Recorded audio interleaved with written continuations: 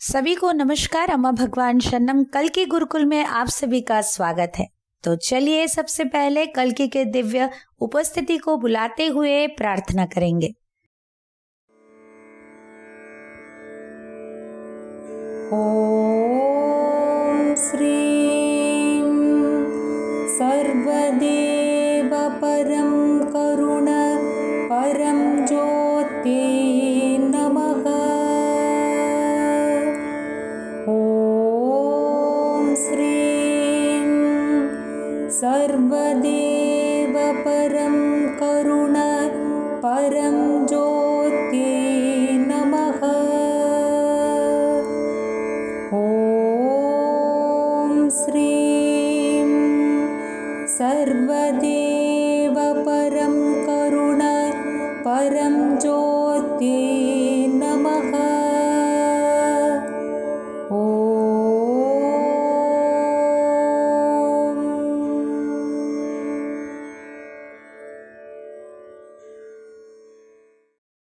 धीरे से आंखें खोलिए। आज हम कल्कि धर्म 118 वीडियो में श्री अम्मा भगवान ने जो भी टीचिंग्स दिया है इसको हिंदी में सुनेंगे। श्री कल्कि के द्वारा प्रतिदिन भौतिक चमत्कार पूरे विश्व में हो रहे हैं। हम प्रतिदिन ऐसे ही एक चमत्कार प्रस्तुत करते हैं। चमत्कार प्राकृतिक सिद्धांत का विरुद्धाचरण नहीं करते, वो उच्च सिद्धांतों के अनुयायी होते हैं। चमत्कार के उद्देश्य है आपके मन के चंगुल से आपको मुक्त करना। यहाँ पर भक्त के घर में श्रीमूर्ति से कैसे शहद प्रत्यक्ष हुआ है देखिए।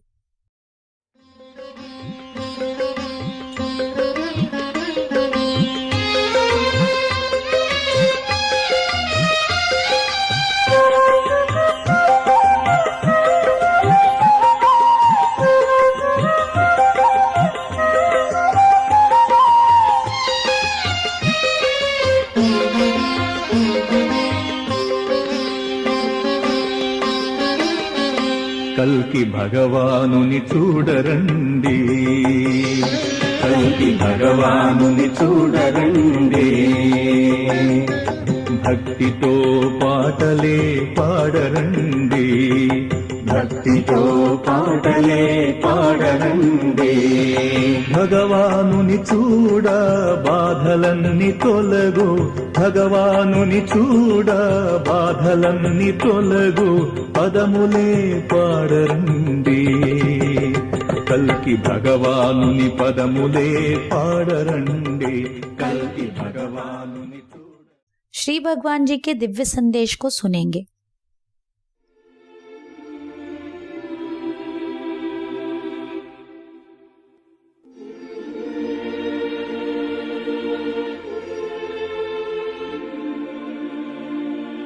Bhagavan, what do you mean by acceptance? Acceptance is not approval. Acceptance is not compromise. Acceptance is a change of perception where you realize the other is not responsible, you are not responsible, and the whole thing looks very beautiful. Let us say your husband is jumping up and down and shouting. It is not saying, okay, I accept him. Not that. Okay, I approve of that. No, no. You must admire his jumping up and down. You must admire his shouting. You must admire his anger. That is the acceptance we are talking. Not simple acceptance. In a psychological program, they will talk about that acceptance. Oneness acceptance is not that. That is to see nobody is responsible. Whole universe is responsible. How will you judge? How will you condemn? If the whole universe is responsible, it's very beautiful. You admire that beauty. That is the acceptance we are talking about. If that happens, whole life changes. Everything begins to happen. The universe wants from you that kind of acceptance.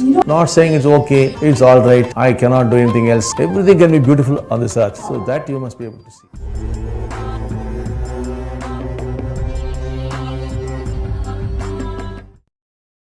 प्रश्न, स्वीकृति का अर्थ क्या है?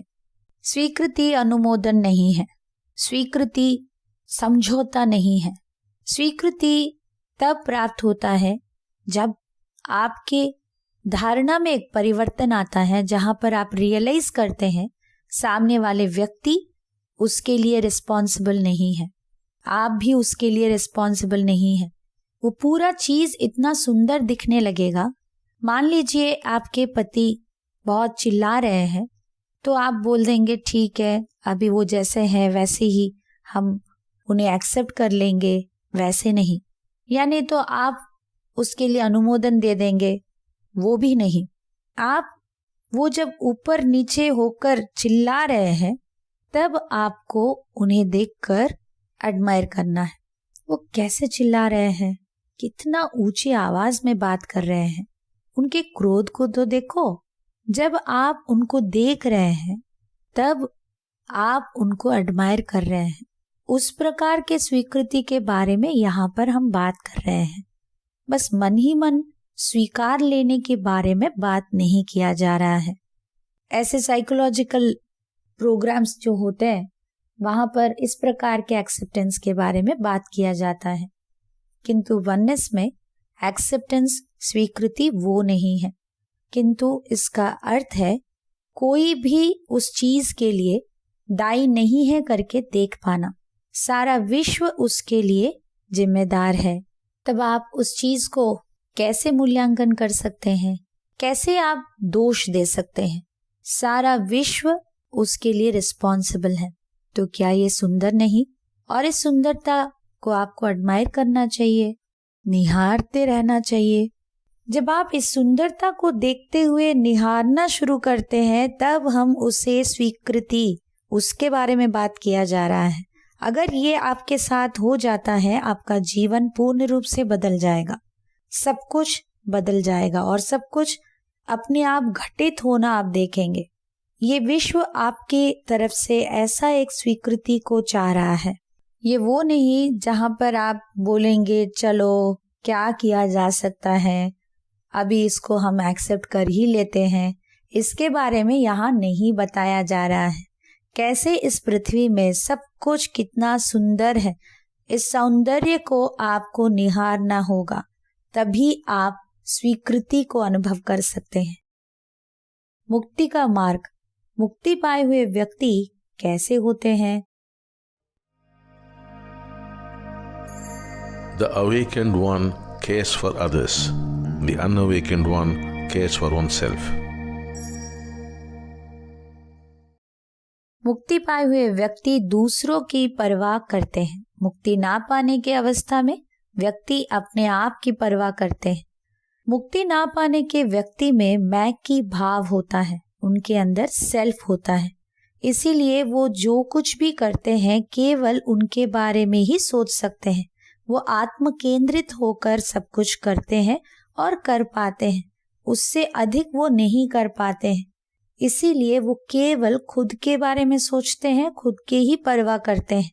जब आपके अंदर मैं की भाव लुप्त हो जाता है तब आप सामने वाले व्यक्ति को अपने अंदर अनुभव करते हैं। इसीलिए आप असलियत में दूसरों का परवाह करते हैं और वही प्रेम है और वही करुणा है।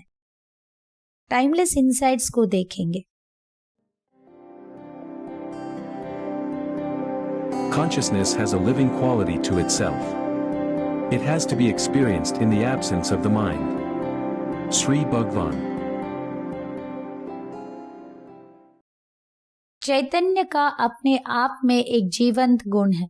इसे मन के अनुपस्थिति में अनुभव किया जा सकता है। इस सृष्टि में हर एक चीज का अपना एक स्वाभाविक गुण है। जैसे कि आम, उसका अपना एक गुण है। एक शेर का अपना कुछ गुण है। चैतन्य की गुण है कारण रहित आनंद, प्रेम और शांति है। जब मन का अनुपस्थिति होता है, मन जहाँ पर बंद हो जाता है, वार्तालाप जब बंद हो जाता है, तब आप चैतन्य के इन गुणों को आप अनुभव करते हैं। जब मन पूरी तरह से सक्रिय है, आप कारण रहित प्रेम, आनंद, शांति अनुभव करने में असमर्थ हो जाते हैं। अगला टीचिंग, त्याग ही सृष्टि का सार है। इस सृष्टि में, इस विश्व में हम इस सिद्धांत को हर जगह देख सकते हैं, जहां पर ये विश्व एक सिद्धांत के ऊपर आधारित है। Those who give shall receive, जो दे सकते हैं वही पाने के योग्य है। इसी सिद्धांत के ऊपर ये सारा सृष्टि चल रहा है।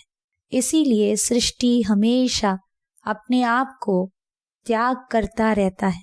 ये त्याग की भाव को हम इस सृष्टि में हर कोने में देख सकते हैं। जब हम देने के लिए सक्षम रहेंगे तभी हम पाने के योग्य होते हैं। इसीलिए हमें कुछ पाने के लिए देना होता है। अगले टीचिंग को देखेंगे। जीवन एक रिश्ता है। सबसे महत्वपूर्ण रिश्ता वो है जो आप अपने माता पिता के साथ साझा करते हैं। श्री अम्मा भगवान कहते हैं जीवन एक रिश्ता है। साधारण रूप से लोग सोचते हैं रिश्ते जीवन का एक हिस्सा है, किंतु अम्मा भगवान कहते हैं जीवन ही रिश्ता है। अगर कोई आपको पूछते हैं आप कौन हैं, तो आप अपने आप को परिभाषित करते हैं। कैसे? आप इन रिश्तों को लेकर अपना परिचय दे पाते हैं। रिश्ते जीवन का एक भाग नहीं बल्कि जीवन है। यही सब कुछ है आपके जीवन में। आपके सभी रिश्तों में से आपके माता पिता के साथ आपका जो रिश्ता है यह अत्यंत महत्वपूर्ण है, क्योंकि यही एक जड़ है जो बाकी सभी रिश्तों को संवारता है। अगर ये ठीक है बाकी सब अपने आप ठीक हो जाएंगे। अगर पेड़ में एक रोग हो गया तो उनके जड़ों में आपको औषध डालना चाहिए, तभी जाकर वो पूरा पेड़ ठीक हो सकता है, ना कि उसके हर पत्ते को जाकर आप औषध डालेंगे। चिकित्सा आपको जड़ को देना होगा। ठीक वैसे ही मनुष्य के सभी रिश्तों का जड़ उनके अपने माता पिता के साथ होता है। अगर ये ठीक नहीं तो आपका पूरा जीवन प्रभावित हो जाता है। सफलता का रहस्य देखेंगे। You become what you see. आप वही बनते हैं जो आप देखते हैं। एक उदाहरण देखेंगे। एक गाय जो गर्भवती थी, दो दोस्त उस गाय को लेकर एक बेट लगाए कि गाय का जो होने वाला बच्चा है वो माँ की तरह पूरी तरह से ब्राउन कलर में रहेगा। दूसरे ने कहा नहीं नहीं, गाय का बच्चा सफेद रंग में ब्राउन डॉट्स के साथ जन्म लेगा। दोनों इंतजार करते रहे आखिर क्या होगा। दूसरे दोस्त जिन्होंने कहा कि वाइट और ब्राउन डॉट्स के साथ जन्म लेगा करके कहा, उन्होंने एक सफेद कपड़े के ऊपर बड़े बड़े ब्राउन डॉट्स डाल के वो पूरे गौशाला में बांध दिया था, जैसे कि गाय जिस और देखने से भी वो बस सफेद रंग के ऊपर ऐसे बड़े बड़े ब्राउन डॉट्स को देखा। ऐसे ही चलता गया। कुछ ही महीने में जब उसका बच्चा जन्म लिया तो सच में वो वही रंग का हुआ जैसे उसने देखा था। गाय लगातार कुछ महीनों तक जो दृश्य को देखा उसका प्रभाव उसके पड़ा जहां पर बच्चा वैसे ही हो गया। एक डॉक्टर जो हर ओर से बहुत दयनीय अवस्था में पहुंच गए, अस्वस्थ थे, उनका डिवोर्स हो गया, बच्चे उनको छोड़ के चले गए, हॉस्पिटल बंद हो गया, बुरा नाम आ गया, वो डिप्रेशन में थे। जब प्रक्रिया में वो भाग लिए तब उन्होंने जाना कि कैसे उनके घर में एक रेगिस्तान और उसमें एकमात्र गाछ, एकमात्र पौधा, वो भी कैक्टस का, पूरा कांटों वाला एक पेड़, वो बड़ा सा एक पिक्चर उनके घर में हुआ करता था जिसे वो हर दिन देखते थे। इसका परिणाम इतना बुरा होगा वो उससे अनभिज्ञ थे। आप क्या देखते हैं वो आपके ऊपर बहुत अधिक प्रभाव डालता है। इसीलिए सचेत हो जाइए, अपने परिवेश को ऐसा रखिए जो आपके जीवन में अबंडेंस, ऑस्पिशियसनेस, मंगलमय, प्रचुर आशीर्वाद, जहां पर ढेर सारा आपके जीवन में सब कुछ आप प्राप्त करते रहेंगे, जहां कोई अभाव ही नहीं रहेगा। ऐसे आपके चारों ओर के दृश्य को रखिए, या आप जो देखते रहते हैं सुबह शाम जो भी देखते हैं हर चीज को ऐसे प्रचुरता से भर दीजिए। अभी हम चमत्कार को सुनेंगे। आप सभी को नमस्ते। आइए सुनते हैं श्री कल्की का आज का चमत्कार। मैं मीना नरखेड़े हूँ। मैं पुणे में रहती हूँ। जिस समय कोरोना लॉकडाउन शुरू हुआ मुझे स्वास्थ्य संबंधी समस्याएं होने लगी। मैं आलय दर्शन में नियमित शामिल होती थी और आरोग्य तीर्थम का सेवन करती थी। मैं श्री कल्की अम्मा भगवान से भी प्रार्थना कर रही थी कि कृपया मुझे कोई रास्ता दिखाएं। एक्सरे में साइनस की समस्या का पता चला। डॉक्टरों ने उल्लेख किया कि साइनस फैलने के कारण ऑपरेशन ही एकमात्र इलाज था। मुझे बताया गया था कि सर्जरी में अनुमानित 85,000 रुपये लगेंगे। मैंने प्रतीक्षा करने का फैसला किया क्योंकि मुझे श्री कल्की अम्मा भगवान में पूर्ण विश्वास था और मैं उनसे प्रार्थना करती रही। मुझे इस समस्या के लिए आयुर्वेदिक उपचार लेने के लिए निर्देशित किया गया था। 2 महीने के भीतर ही श्री कल्की अम्मा भगवान ने मुझे आयुर्वेद के माध्यम से पूरी तरह से ठीक कर दिया और अब वह भी बहुत कम कीमत पर। सदा आभारी आरोग्य प्रदाता अम्मा भगवान।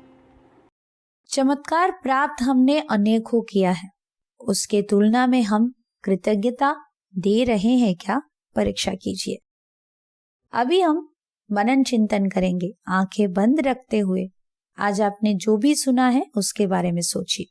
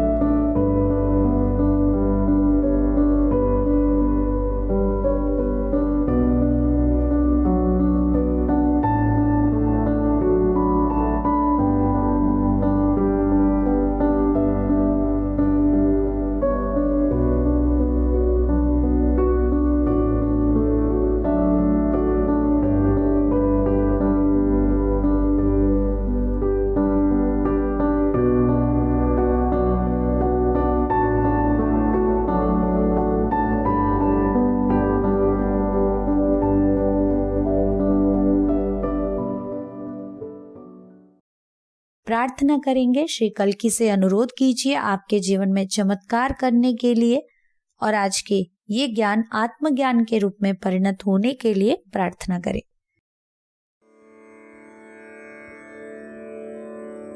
ओम श्रीं सर्वदेव परं करुण परं ज्योते नमः। ओम श्रीं सर्वदेव परं करुण परं ज्योते नमः। ओम श्रीं सर्वदेव परं करुण परं ज्योते नमः।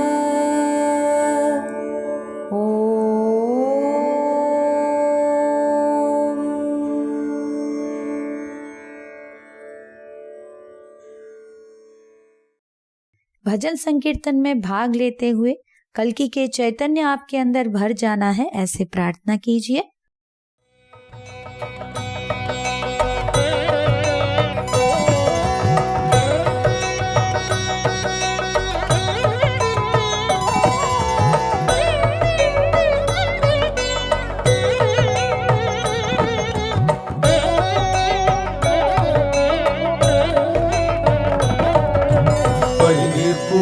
പിച്ചിപ്പൂവും തുളസി ചെമ്പരത്തിയും തൃപ്പാദത്തിൽ വെച്ചു ഞങ്ങൾ വണങ്ങിടുന്നു. പനിനീർപ്പൂവും പിച്ചിപ്പൂവും തുളസി ചെമ്പരത്തിയും തൃപ്പാദത്തിൽ വെച്ചു ഞങ്ങൾ വണങ്ങിടുന്നു. മുല്ലയും പാരിജാതവും നിറഞ്ഞൊരു പുഷ്പമാല ഞങ്ങൾ ശ്രീ ശ്രീ ഭഗവാനു ചാർത്തിടുന്നു. മുല്ലയും പാരിജാതവും നിറഞ്ഞൊരു പുഷ്പമാല ഞങ്ങൾ ശ്രീ ശ്രീ ഭഗവാനു ചാർത്തിടുന്നു. ഞങ്ങൾ ശ്രീ ശ്രീ ഭഗവാനു ചാർത്തിടുന്നു.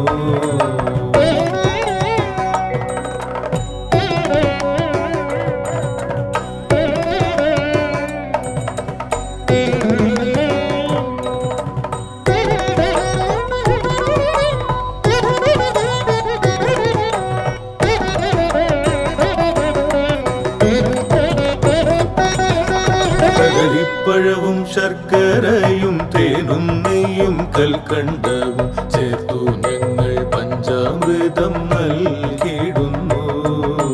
കദളിപ്പഴവും ശർക്കരയും തേനും നെയ്യും കൽക്കണ്ടവും ചേർത്തു ഞങ്ങൾ പഞ്ചാമൃതം നൽകിയിടുന്നു. കദളിയും പൂവനും കണ്ണനും सभी को धन्यवाद. नमस्कार. अम्मा भगवान शरणम.